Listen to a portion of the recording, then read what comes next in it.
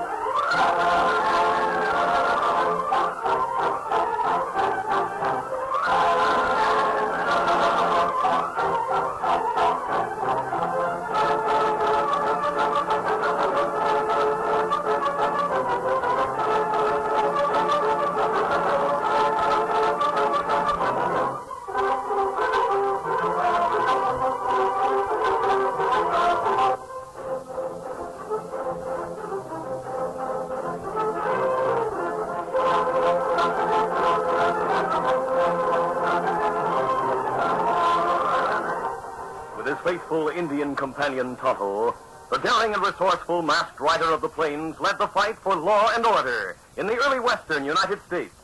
Nowhere in the pages of history can one find a greater champion of justice. Return with us now to those thrilling days of yesteryear. From out of the past come the thundering hoofbeats of the great horse Silver. The Lone Ranger rides again. Come on, Silver. Let's go, big fellow. I'll Silver. Away!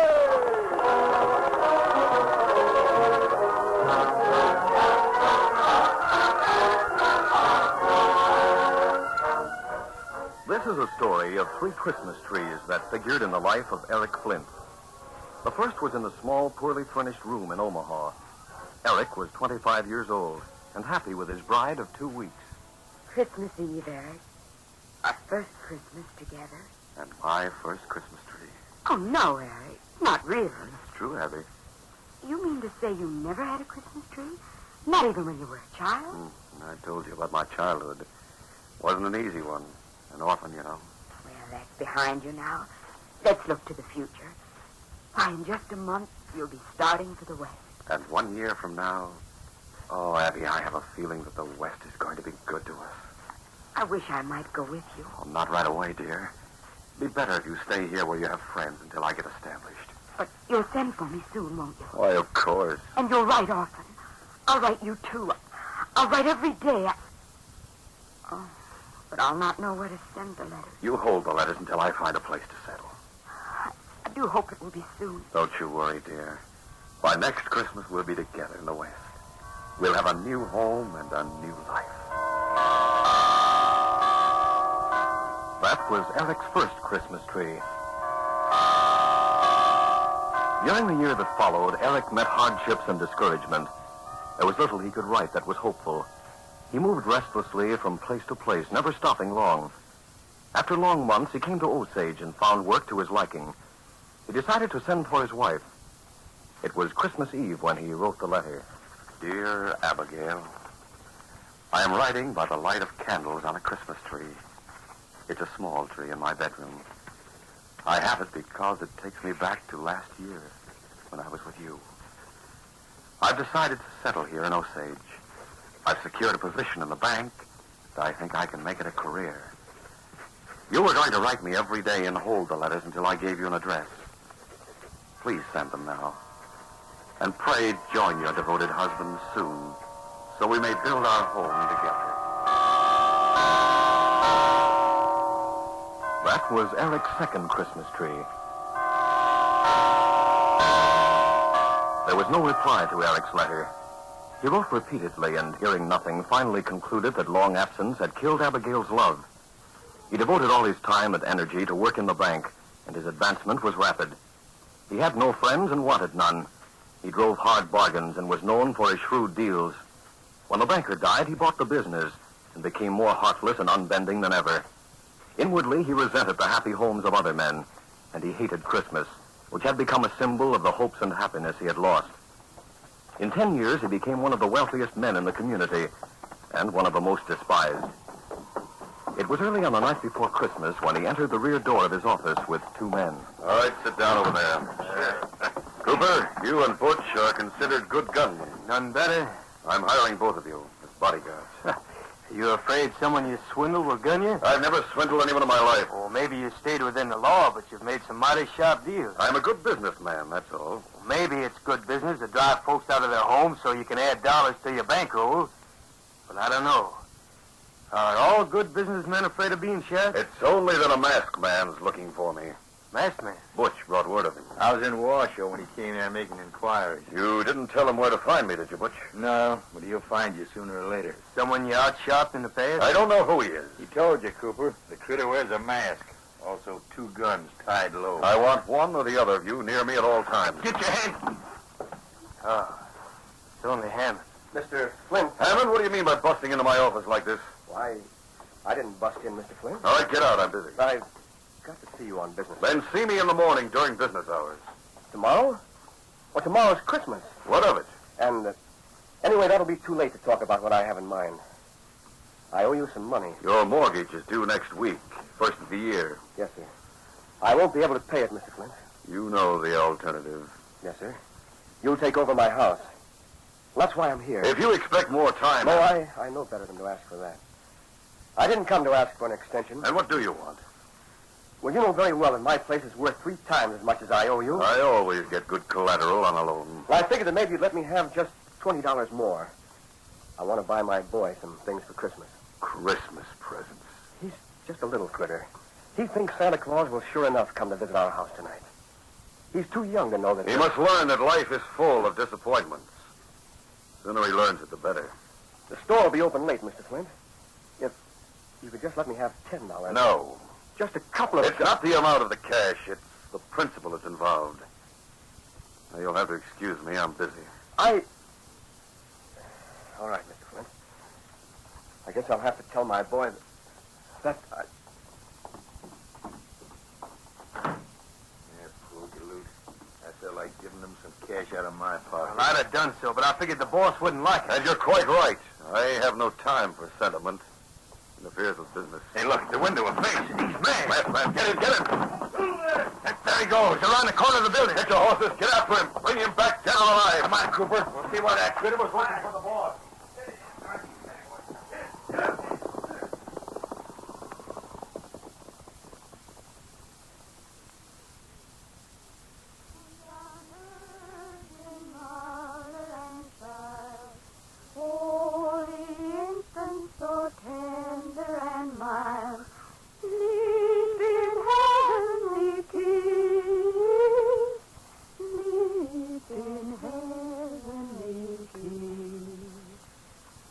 Donnie, dear, turn over and go to sleep. Where's Daddy? He had to go out on an errand. Good night, son. This is the happiest night in the whole year, Mom. Gosh, Christmas Eve. Santa Claus will be here before I wake up. Hi, son. Oh, Dave, I didn't hear you come in. Dad! Gosh, I'm glad you got home before I went to sleep. So am I, son. I want to talk to you. Dave, you saw him? No luck, Mary. Dear. What are you talking about, Dad? We've got to have a little talk. Man to man, just the 2 of us. You go to the other room, Mary.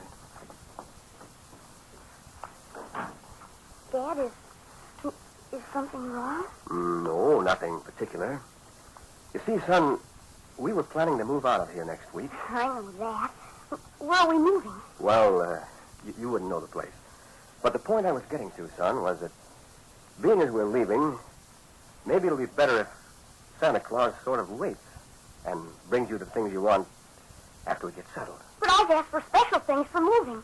Hmm? Sure. I wanted him to fetch Mom some new boots and you a gun to make up for the one you sold. You need it, Dad. Didn't you ask for something for yourself? Oh, sure. I asked for a knife. I see. And Santa Claus will fetch it, too. I know he will. Look, son, this is sort of a bad year. You know how hard up everyone is. Oh, And there are sure. lots of folks who are worse off than we are. Other parts of the country. Old Santa has a pretty big job taking care of them all. Why? Well, he can only cover so much ground. He has to sort of forget some folks to take care of the others. But why? He's a spirit, isn't he? I wanted you to sort of understand it, Donnie, because he might have to skip over this community altogether. I didn't want you to be disappointed. Oh, you're fooling me. So I'll be more surprised when I see the Christmas tree you're going to bring. And the things for you and Mom and the knife for me. But, son... He'll be here. You just wait and see. All right, boy. Night. Good night, Dad. What'd you tell him, Dave? Mary, What is it, Dave? Oh, that look on your face. I tried to tell him that Santa Claus wouldn't ever find people as far from everything as we are. But the faith of that child, Mary. What are you going to do? I'm going to have another talk with Eric Flint.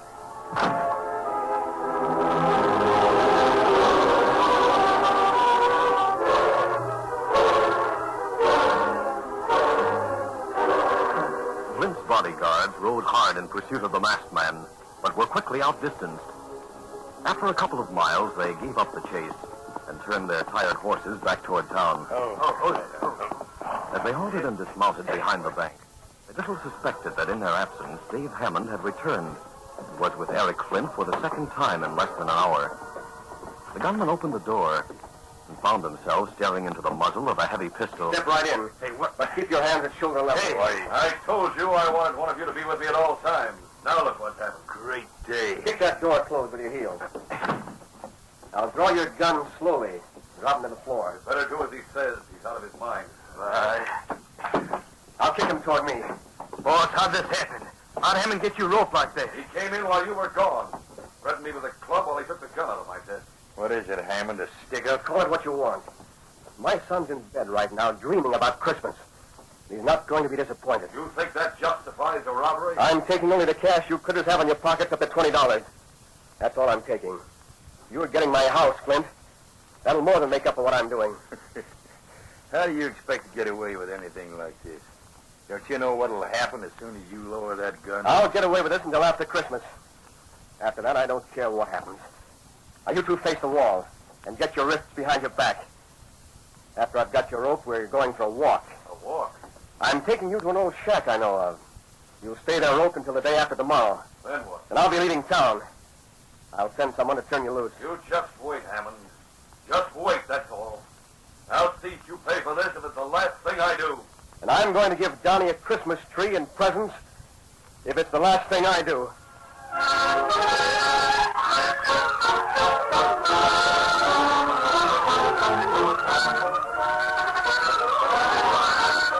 The curtain falls on the first act of our Lone Ranger adventure. Before the next exciting scenes, please permit us to pause for just a few moments.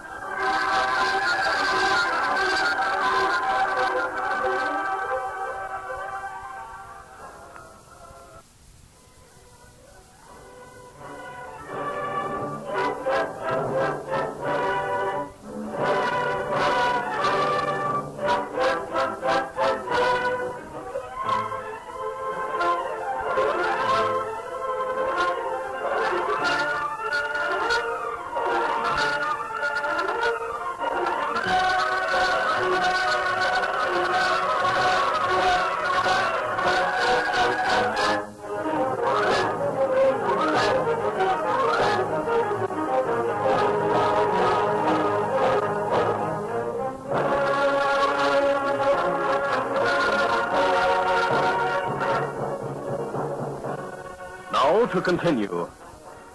After outdistancing the gunman who had been hired to guard Eric Flint, the Lone Ranger rode in a wide circle and returned to the vicinity of Osage. He went to a woods at the edge of town where Tonto was waiting at a former campsite. The Indian had built a lean-to of evergreens to serve as a shelter from the wind. When I received your message that Eric Flint was in Osage, I came from Washoe as quickly as possible. You see Flint? Yes, I saw him, Tonto, but I didn't speak to him. There was a light in his office, so I looked through the window. A feller come to town, tell Flint. You look for him. Oh? Did he say why I was looking for him? No. Flint planned to hire a bodyguard. That accounts for the way those men came after me. Well, you get good look at Flint? More than that, Tonto. His office window was open just enough so I could hear what was going on. Oh. He's just as bitter as a man can be, cruel and hard. He was talking to a man named Hammond who wanted to give his boy a Christmas present. Hammond nearly saw me when he left the office. Plenty people in town owe Flint money. And he's going to collect every penny, no matter how ruthless he has to be. That's right. Everyone hates Flint. Oh, he's not to be hated, Tonto. He's to be pitied. He's lost his sense of values and his sense of fair play. And he's lost more than that. He's lost practically everything that makes life worthwhile. Silver's uneasy. Maybe someone come this way. Yes, I see them. 4 men. Them not come here. Them turn south. Stay here with the horses, Tonto. I'm going to dodge through the trees and get closer. The man who's walking behind looks like Hammond. And one of the men ahead of him could be Eric Flint. Remaining out of sight behind big trees, the Lone Ranger kept pace with the 3 men whose hands were tied, and Hammond walking behind them holding a gun. 2 cents I'd take a chance and turn on you, Hammond. You hadn't better. I've never shot a man. But tonight I'm ready to go all out. Hammond, you're a thief. A common thief, that's what you are. I don't feel like one. The $20 I took from your pockets, added to what I borrowed from you, is just a fraction of what my house and property's worth. A common thief. There's the shack. Open the door and go in. Now listen to me, Hammond. Let's talk this over. Never mind the talk. You want all my property for practically nothing. And you can have it. But my boy's going to get a Christmas present. And we're pulling out of here. You better drop that gun. What? There he is in the doorway. Mask. Butch Cooper, look at him. Moonlight shows that mask. I said drop the gun, Hammond. He's the one we saw at the window. I've dropped my gun. Now what? I've been looking for Flint for a long time. Why were you looking for me? I had something to tell you, Flint, but that can wait. I have new plans. Hammond, I'm going to tie you and leave you here with the gunman. Quickly and deftly, the Lone Ranger made sure that Hammond and Flint's bodyguards were tightly bound. Then he hurried Flint to the camp where Tonto waited and gave the Indian a few instructions. And stand guard until I return to the shack. Me savvy. Oh, and one thing before you go, Tonto. While you were in town, did you hear of men who were in debt to Eric? Me hear of plenty. Give me some of their names. The masked man made a mental note of several names, then lifted Flint to the back of Silver and, riding double, guided the great white horse at a slow walk toward town. Where are you going to take me to kill me? I'm not going to kill you, Flint. Listen, whoever you are, mister. I'll make a deal with you. I have money, plenty of money. You help me jail Hammond for what he did, and then... You'd throw him into jail tonight? I certainly would. What is Christmas Eve? Humbug. It may mean more to you in an hour. Oh, look at those houses. Almost every one is brightly lighted. A lot of people in those houses owe you money, don't they? What of it? Flint, at some time during your life, you must have heard the story of Scrooge. You're a lot like him. He said Christmas was humbug, and I agree. He was visited by the spirits of Christmas. They did a lot for him. Poppycock. Who lives in that White House straight ahead? Why should I tell you? Tell me. All right. Dan Dickerman. One of the names Tonto gave me. You hold a mortgage on that house, don't you? Yes, and he'll never be able to repay me. We'll call on him. Come on, Silver.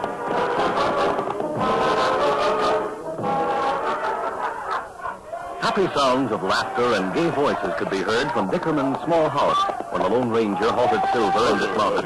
Flint's hands were still tied, and he had to be helped to the ground. Hear that, Flint? I hear it. We're going in there, and I think you'll be due for a surprise. I don't know why the Dickerman family should feel so happy. They're going to lose their house in another week. They're happy because they're alive and well, and they have each other. All right, we'll go inside.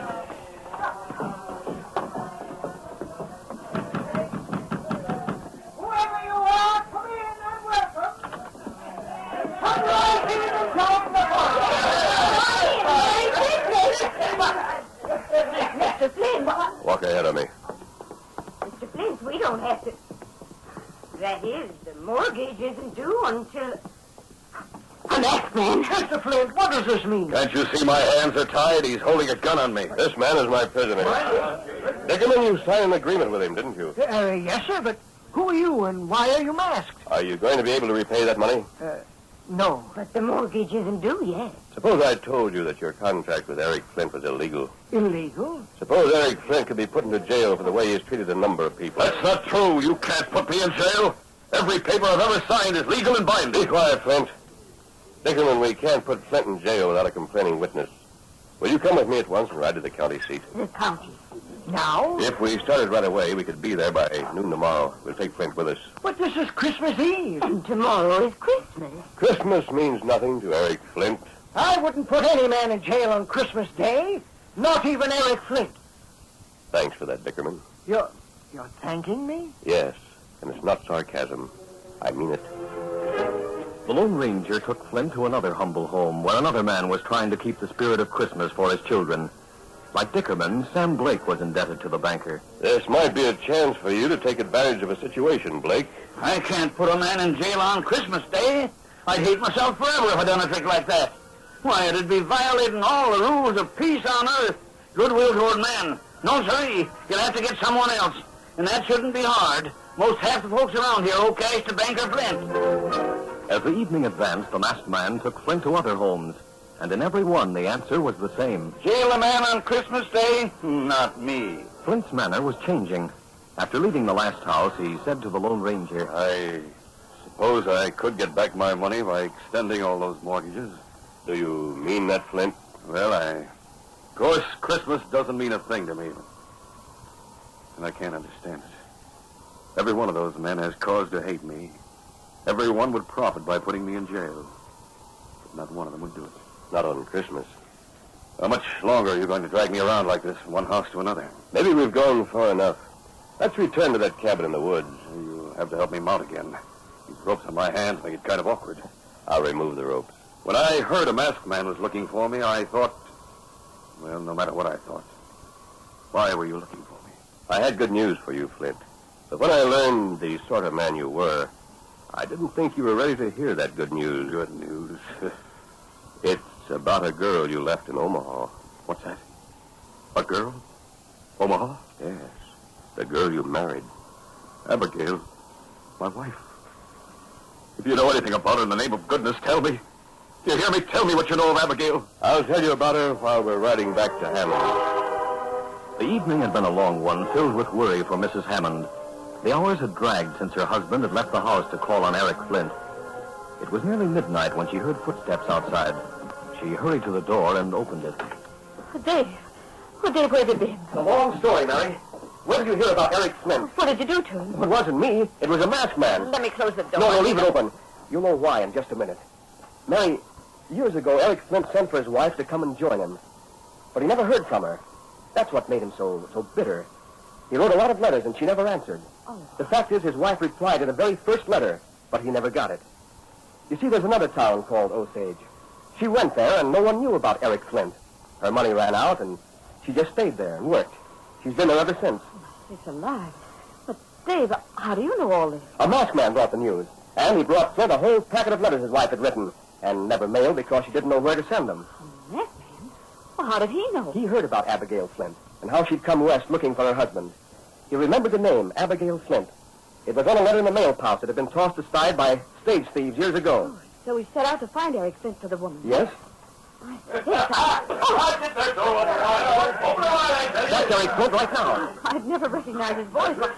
He sounds happy. There he is. Why, it's a tree. A Christmas tree, ma'am. Be careful, but ease it through the doorway. Don't want to break off any of those branches. Howdy, Mrs. Hammond. This is for your young one. Good evening, Mr. Flint. What's keeping Cooper so long? He's coming. He's loaded down. Oh, I see him. Hurry up there, Cooper. We've got to get those toys and clothes spread out. Just a couple of minutes to Christmas. Loaded me down, mister. Mr. Flint, all these things. Almost had to pull a gun on Jake to get him to open up his store. Oh, look, Mary, a knife and shoes, a wooden gun, a woolen shirt. All these pajamas. There's lots more in those packages, Mary. And some stuff for you and Dave as well. You two will have to hang the trimmings on the tree and fix the candles. I've got a million things to do.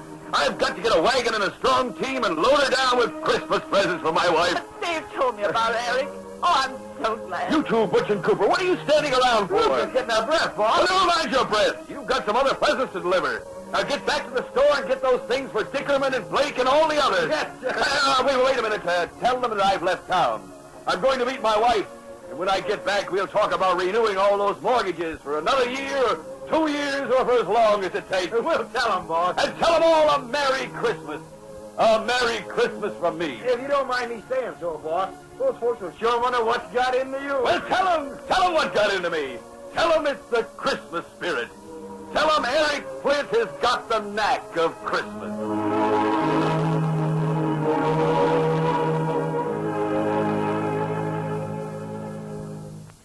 And that was Eric Flint's third Christmas tree.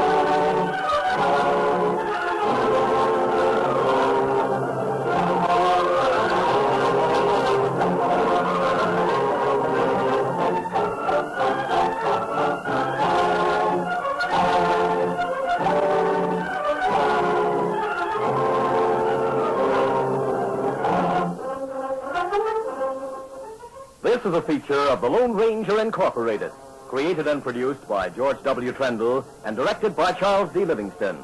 Tonight's drama was written by Fran Striker. The part of the Lone Ranger is played by Brace Beemer.